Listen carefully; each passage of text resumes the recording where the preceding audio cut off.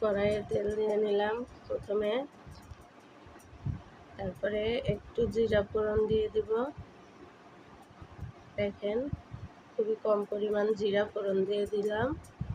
এবার কাঁচামরিচ আর পেঁয়াজ কুচি, আমি খুবই কম পরিমাণে ভাত ভাজি করব, তাই পেঁয়াজ কুচি মরিচ কুচি খুব কম দিয়েছি। আমার ছেলে বায়না ধরেছে, সে ভাত ভাজি খাবে রাতের বেলা, গরম ভাত নিয়ে অমনি ভাজি করে দিচ্ছি। ছেলের বায়না মেটাতেই হবে, তাই এই বুদ্ধি। দেখেন, আর এইটুকু ভাতই আমার ভাজতে হবে, সেই কারণে আমি পেঁয়াজ মরিচ খুব কম দিয়েছি। ছোট মানুষ ঝাল খেতে পারে না। আমি স্বাদ মতো লবণ হলুদ গুঁড়ো দিয়ে দিলাম, আর কিছুই দিব না।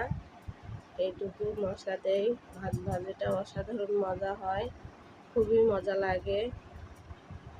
এইভাবে